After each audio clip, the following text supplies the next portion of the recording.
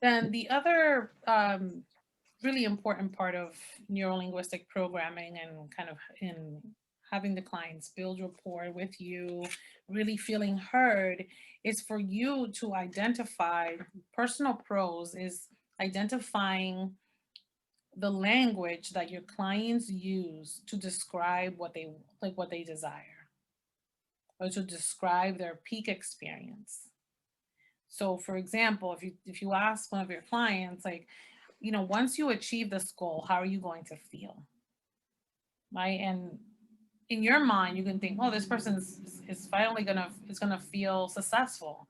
But to them, the feeling is like top of the world. I'm gonna feel fantastic or marvelous. So you want to really listen for those phrases because you're going to want to consistently use those phrases back with your clients. So what you're telling me is that you really want, like, you want to feel heard. Maybe that person just wants to feel heard. Like, and they keep repeating that back to you, like, that's what I want. Um, you want to one use their personal prose in your conversations with them, and you also want to use it, when you're interviewing your client and learning about what they want. Take that information and use it in their vision statement as well. Any questions about this? No, it's just how can we identify the personal pros? It just by doing an interview or how that's happened? Yeah, so in conversation, so we're gonna do an exercise now, um, to help us to put this in practice.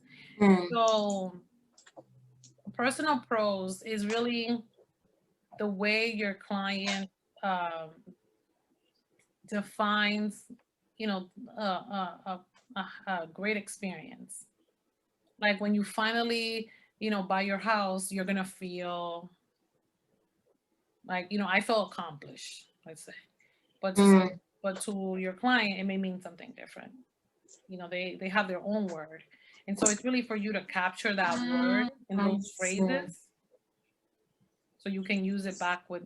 Yes, it's like never try to figure out your own perspective about the client, because sometimes we have some kind of expectation about people, and then by just talking with them, we figure out that we have different perspective, different expectation. No, I don't know.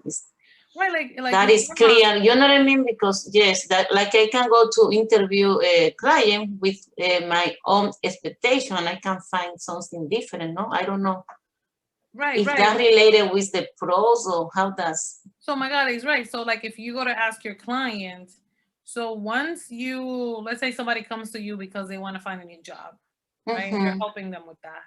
And then you ask them, how are you gonna, when you find a new job, how are you going to feel? Right? And then Oh. maybe in your mind, you're like, oh, it's evident that they're gonna finally feel safe, let's say, in your mind. But they say, no, I'm gonna feel happy. Right? So Mm-hmm. you always want to capture the word happy because that's the word they use. Okay. Right? So it's like getting outside of your own mind and your own Mm-hmm. projections so that you can really listen to the way that your clients describe their ultimate experience. Mm-hmm. Okay. Is that clear? Yes. Okay. Thank you. You're welcome. You're welcome. So let's do this exercise here. And I'm gonna need a volunteer for this one. Um, and then the rest of us can observe. So who wants to be a volunteer? Alyssa? Okay. Yeah. So what we're gonna do is I'm gonna ask Alyssa to tell us a little bit more about herself, about where she's from. Tell us a little bit more about why you chose to take this course and what you're hoping to get out of this course. Hopefully something new that we haven't heard before.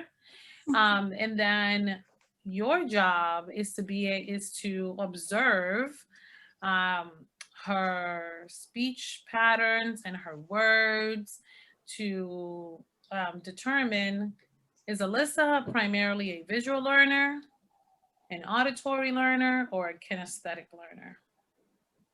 Okay, and so I'm going to reference back to the chart for a moment so that we can all refresh our mind.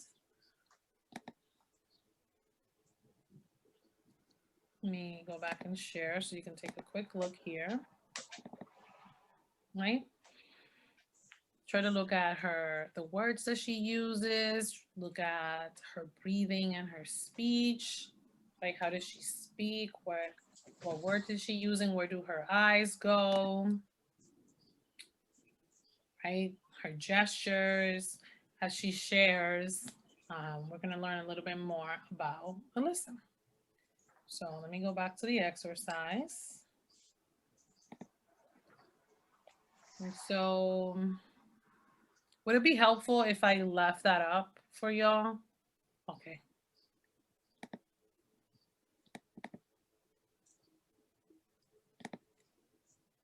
Let's see. This one. Okay. So Alyssa, tell us a little bit more about you. Sure. So I mentioned I'm from Boston earlier, but my parents are from Trinidad and Haiti. So first generation American, spent a lot of summers in Trinidad with my family. So my mom was the one who primarily raised me, and all of her family is back in Trinidad and Venezuela. So between those two places, so that's the only time that I would see that part of the family, or if I go back to Trinidad. So I'm the youngest grandchild, but I'm also the only one to like own property in the US and have a master's degree. So family is huge for me. So I usually go back to Boston once every 6 weeks, because I'm the only one in Georgia. Everybody else is still in Boston. So family is big. In the Well, other let me stop you there because I want to make sure that I heard everything correctly. So you're telling us that not like you're just not from Boston. Your parents have deeper roots in Trinidad and Haiti. Mhm. And then your mom being from Trinidad, having roots in Trinidad and Venezuela. And also that you are the youngest grandchild. Yeah.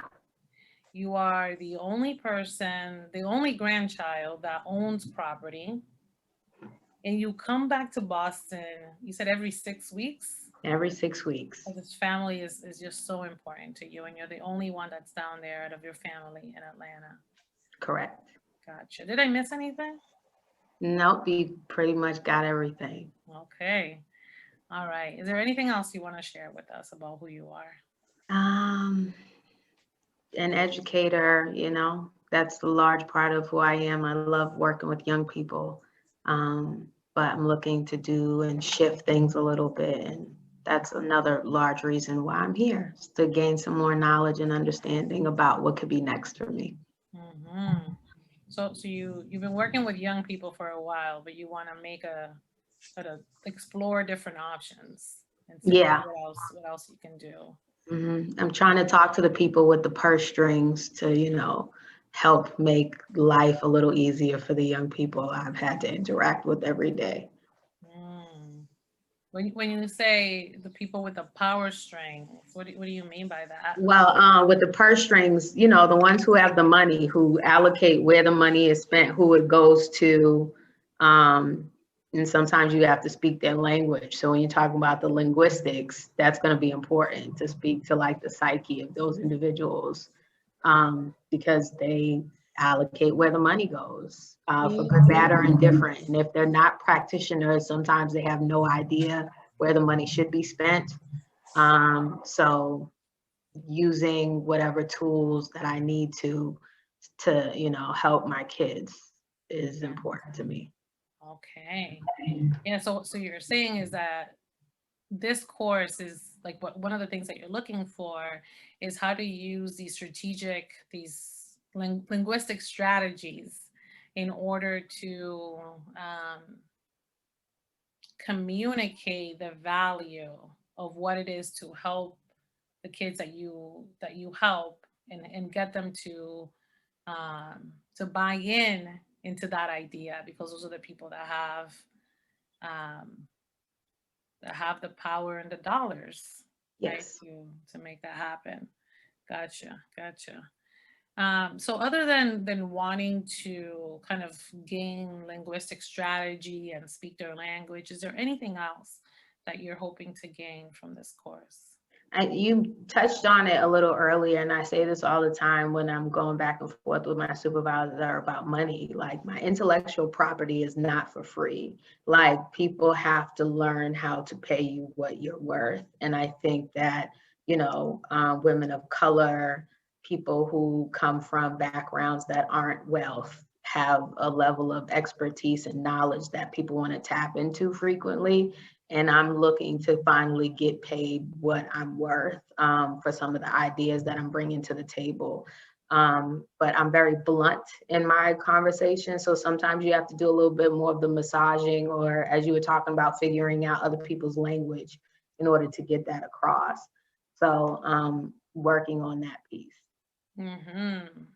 So I hear you, like what you want to do is to be paid for the knowledge that you bring and the experience that you bring, that it's useful, and companies want to tap into.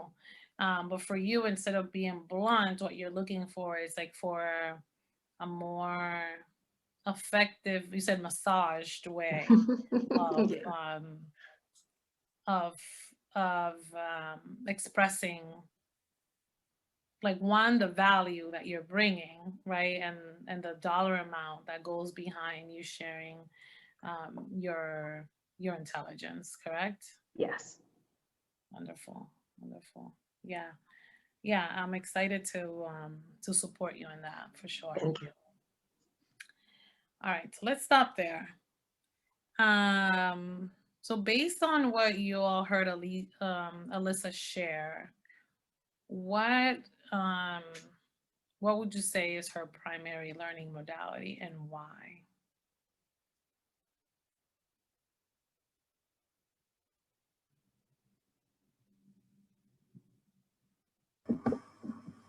I'm pretty sure she said this, I may be wrong, but I think she said she was a visual and kinesthetic learner. And you can see that with her hand gestures when she's speaking. You can see that when she moves her eyes from left to right, when she's thinking and visually maybe thinking about what she's saying. So that's what I noticed.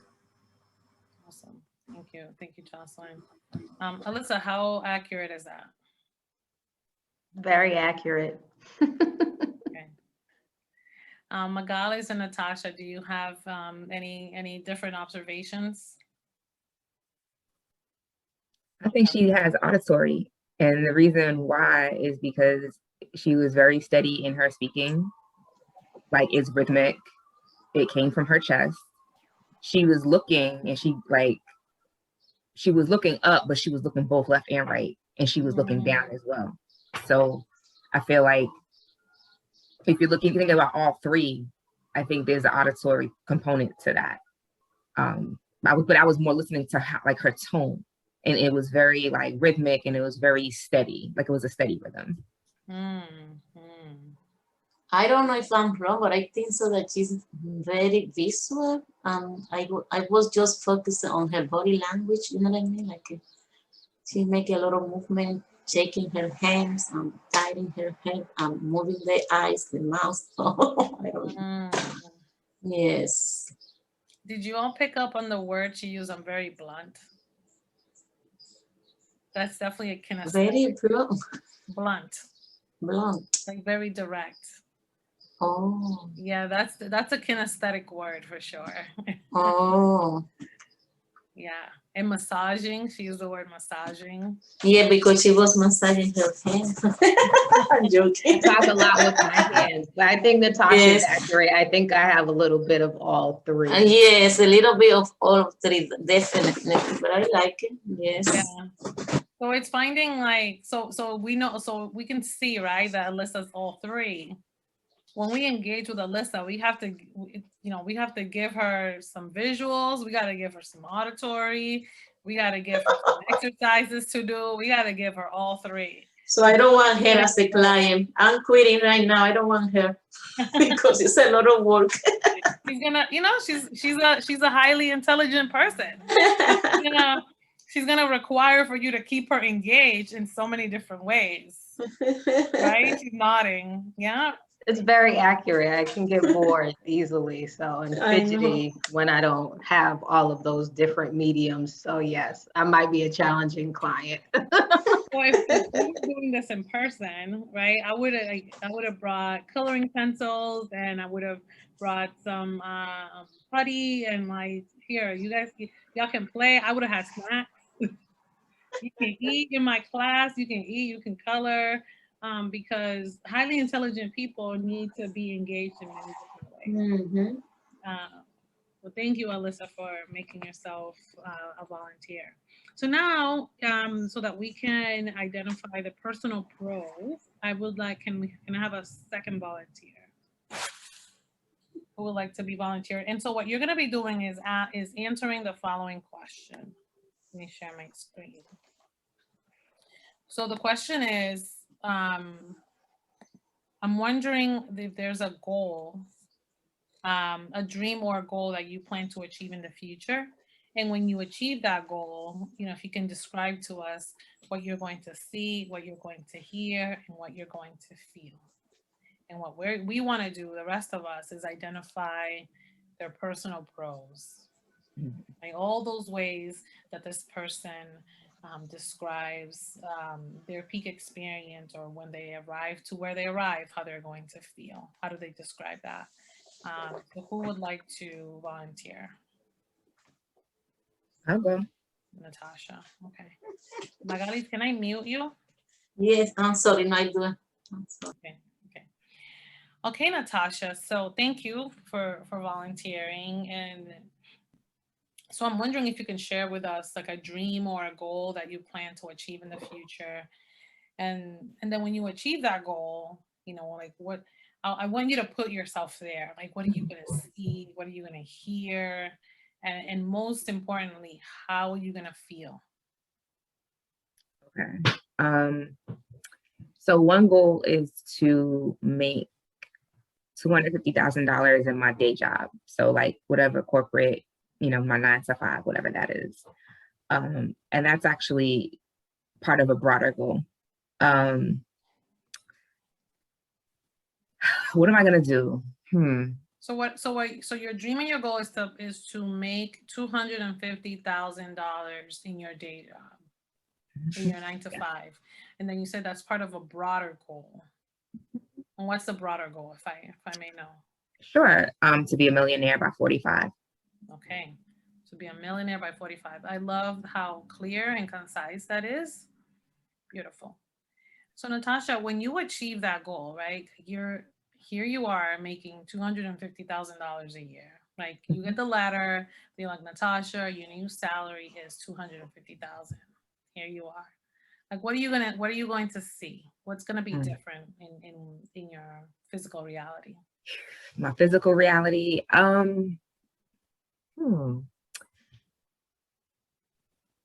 I would pay off like small debts.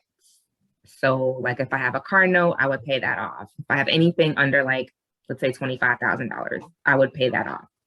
Clear up whatever small debt I had. I would probably frame the letter. Why would you frame the letter? Huh? Why would you frame the letter? Where or why? Why?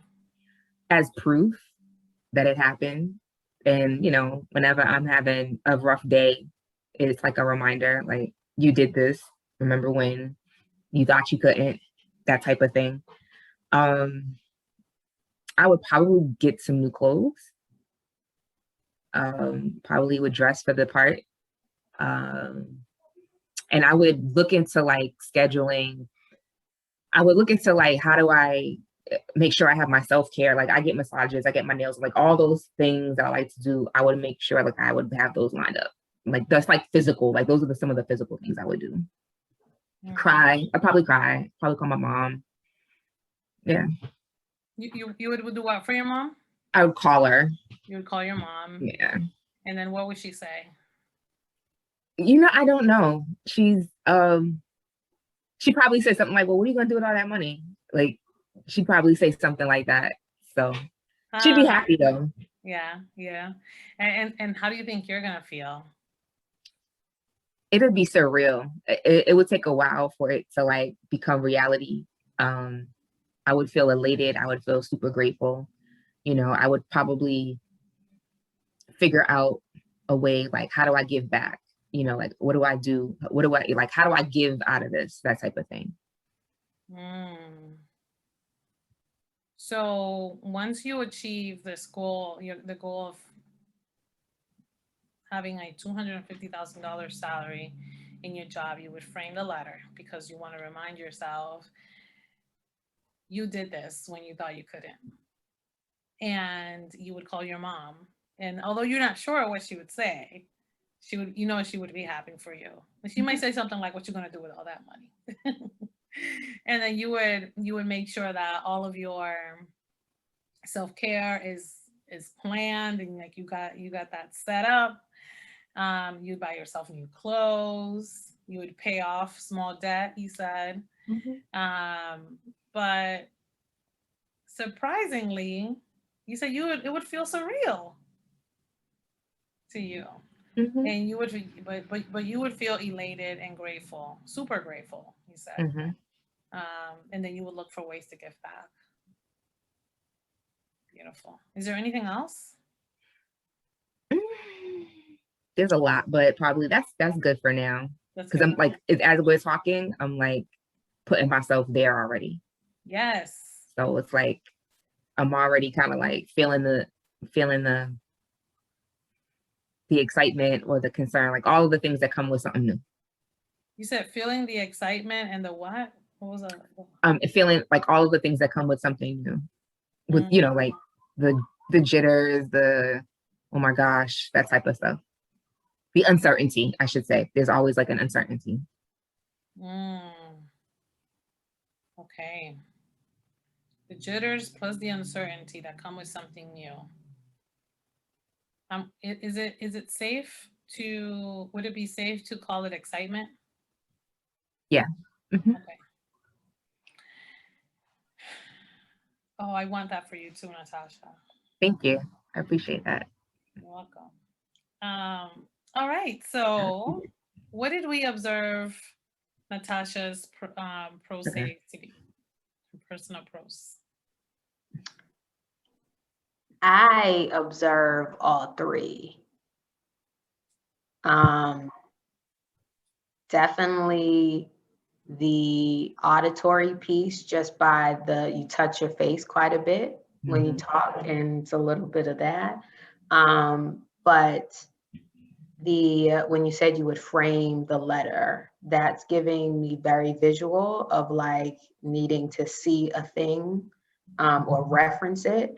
And so I would give you all three. So you would probably be a client like myself as well, but like you need all three to stimulate you and keep your attention. Yep. Magalis, what did you observe? And Alyssa, as far as her personal prose, like those words that she used to describe her peak experience, what words it called out, like really stood out to you? I'm going back to personal prose. I wrote some notes. You pulled out excitement from her. So it was I felt like Natasha did a lot of describing things, and you tried to focus into like, okay, what is the word that we're going to use to describe this feeling? But that's what I can remember so far. Yeah, so I wanted to model for y'all so you can see, like, I was paraphrasing what she was saying, right? So Yeah, she definitely used the word excited for sure, right? And she wanted to, she's like, everything that comes with everything new. And it was like she was like veering towards um almost being nervous about it. And I was like, wait a second, hold on. Let's get back to the positive side. Like, let's call is it safe? You see how I asked her, is it safe to call that excitement?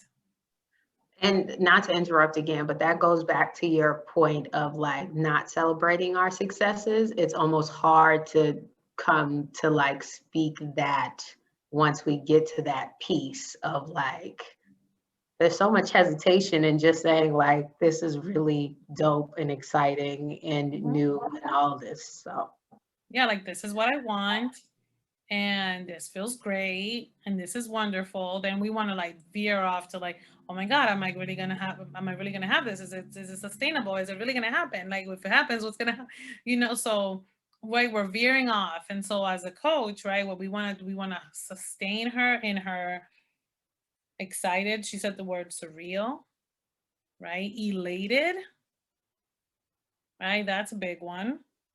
And super grateful. Super grateful. Like, we want to stay in there, right? In that space. Super grateful and excited. Jocelyn and Magalis, what did you observe in Natasha as far as her personal prose? Is there something that we missed in her learning modality?